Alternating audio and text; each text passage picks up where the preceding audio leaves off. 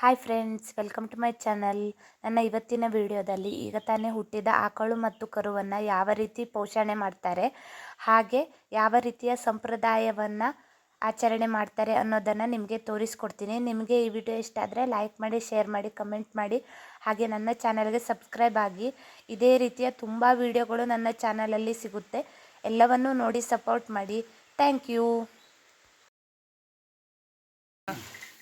ಈಗ ವೀಕ್ಷಕರೇ ನೋಡಿ, ನಾವು ಮೊನ್ನೆ ತಾನೇ ವಿಡಿಯೋ ಮಾಡಿದ್ವಲ್ಲ ಆಕಳಿಂದು, ಅದು ಈಗ ತಾನೇ ಜಸ್ಟ್ ಕರು ಹಾಕಿದೆ. ಇವರು ಮಂಜುನಾಥ್ ನಾಯ್ಕ್ ಅಂತ ನಮ್ಮ ಊರಿನ ಅಗದಿ ಒಳ್ಳೆಯ ಪಶು ಪ್ರೇಮಿಗಳು. ಅವರು ನಾವು ಫೋನ್ ಮಾಡಿ ಕರೆದಾಗಿತ್ತು, ಬಂದರು. ಅವರಿಗೆ ತುಂಬ ಅನುಭವ ಇದೆ ಈ ಕ್ಷೇತ್ರದಲ್ಲಿ. ಅವರೇ ಈ ಆಕಳನ್ನು ಕರು ಹಾಕ್ಲಿಕ್ಕೆ ಭಾಳ ಹೆಲ್ಪ್ ಮಾಡಿಬಿಟ್ಟು ಅದರನ್ನು ಆರೈಕೆ ಮಾಡ್ತಾ ಇದ್ದಾರೆ. ಜಸ್ಟ್ ಕರು ಹಾಕಿದೆ, ಹಾಗೆ ನಾವು ಕರು ಹಾಕಿ ಅದರನ್ನು ಒಂದು ಆರೈಕೆ ಮಾಡಿದಂಥ ಇವರಿಗೆ ನಾವೊಂದು ಗೌರವವನ್ನು ಸಮರ್ಪಣೆ ಮಾಡ್ತೇವೆ. ಈ ಹಳ್ಳಿಯಲ್ಲಿ ಪದ್ಧತಿ ಇದೆ, ತೆಂಗಿನಕಾಯಿಯನ್ನು ಕೊಟ್ಟು.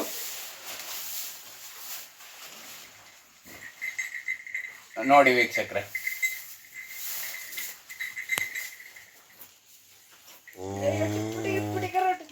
ಜಸ್ಟ್ ಕರು ಹಾಕಿದಾಗ ಆಕಳಿಗೆ ನಾವು ಸ್ವಲ್ಪ ಬೆಲ್ಲವನ್ನು ನೀರಿಗೆ ಮಿಕ್ಸ್ ಮಾಡಿ, ಸ್ವಲ್ಪ ಹೂ ಬಿಸಿ ನೀರಿಗೆ ಮಿಕ್ಸ್ ಮಾಡಿ ಕೊಡ್ತೀವಿ. ಯಾಕಂದರೆ ಬೆಲ್ಲದ ನೀರನ್ನು ಕೊಟ್ಟಾಗ ನ್ಯಾಚುರಲ್ ಆಗಿ ಬಾಡಿಯಲ್ಲಿ ಗ್ಲೂಕೋಸ್ ಮತ್ತು ಎನರ್ಜಿ ಲೆವೆಲ್ ಜಾಸ್ತಿ ಆಗುತ್ತೆ.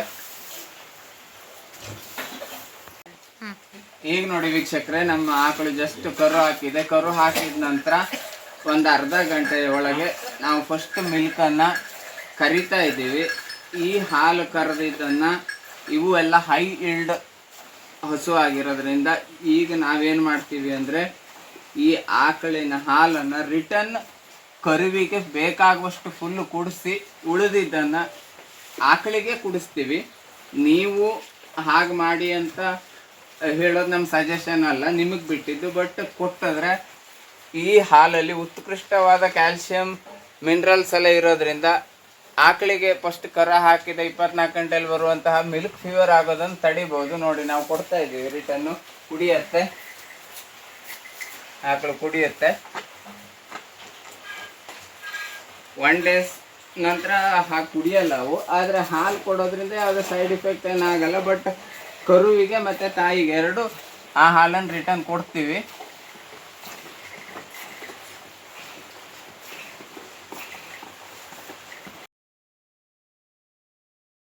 ಫಸ್ಟ್ ಕರು ಹಾಕಿದಾಗ ಗಿಣ್ಣದ ಹಾಲನ್ನು ಫಸ್ಟ್ ಟೈಮ್ ಹಿಂಡ್ಬೇಕಿದ್ರೆ ಅಷ್ಟೇನು ಜಾಸ್ತಿ ಕೊಡಲ್ಲ. ಅದರಲ್ಲಿ ಒಂದು 0.5% ನಾವು ಕರು ಮತ್ತು ತಾಯಿಗೆ ಕೊಡ್ತೀವಿ. ಈಗ ಕರುವಿಗೂ ಜಾಸ್ತಿ ಕೊಡ್ಬೋದು, ನೋ ಪ್ರಾಬ್ಲಮ್. ಬಟ್ ಹಸುವಿಗೆ ಜಾಸ್ತಿ ಕೊಡೋದ್ರಿಂದ ಪ್ರಾಬ್ಲಮ್ ಆಗ್ಬೋದು. ಆದರೆ ಒಂದು ಪ್ರಮಾಣದಲ್ಲಿ ಹಾಲನ್ನು ರಿಟರ್ನ್ ಕೊಡ್ತೀವಿ, ಅದರಿಂದ ಓಕೆ, ಏನೇ ಸೈಡ್ ಎಫೆಕ್ಟ್ ಆಗಲ್ಲ.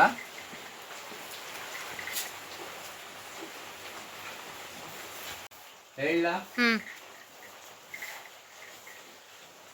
ನೋಡಿ ವೀಕ್ಷಕ್ರೆ, ಈಗ ನಾವು ಹೀಗೆ ಕರಕ್ಕೆ ಬೆರಳನ್ನು ಕೊಟ್ಟು ಫಸ್ಟ್ ಕರು ಹಾಕಿದ ಆಕಳ ಕರುವಿಗೆ ನಾವು ಹೀಗೆ ಹಾಲು ಕುಡಿಸ್ತೀವಿ. ಯಾಕಂದರೆ ಮೊದಲು ನಮ್ಮ ಹಳ್ಳಿಗಳಲ್ಲಿ ಎಮ್ಮೆ ಮತ್ತು ಮಲೆನಾಡು ಗಿಡ್ಡ ಹಸುವನ್ನು ಸಾಕ್ತಿದ್ವಿ. ಅವೆಲ್ಲ ಭಾಳ ಕಡಿಮೆ ಹಾಲಿನ ಇಳುವರಿ ಇರ್ತಿತ್ತು, ಮತ್ತು ಅವರ ಕೆಚ್ಚಲುಗಳು ಭಾಳ ಸಣ್ಣದಾಗಿರೋದ್ರಿಂದ ಅವ್ರ ಕರುಗಳು ಆ್ಯಕ್ಟಿವ್ ಇರ್ತಿದ್ವು, ಅವಾಗೆ ಹಾಲು ಕುಡಿತಿದ್ವು. ಇವು ಹೋಗಿ ನಾವು ಅವಕ್ಕೆ ಕೆಚ್ಚಲಿಗೆ ಬುದ್ಧಿ ಪ್ರೆಷರ್ ಆಗುವ ಸಲುವಾಗಿ ಮತ್ತು ಎಷ್ಟು ಪ್ರಮಾಣದ ಹಾಲು ಬೇಕೋ ಅಷ್ಟು ನಾವು ನೀಡ್ಬೋದು. ಕೆಚ್ಚಲಿಗೆ ಬಿಟ್ಟರೆ ಆಗಲ್ಲ.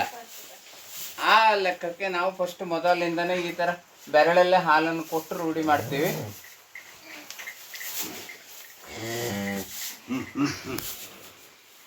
ಅದು ಈಗ ಕುಡ್ತಾ ಸ್ವಲ್ಪ ಕಷ್ಟನ ಹಿಂಗೆ.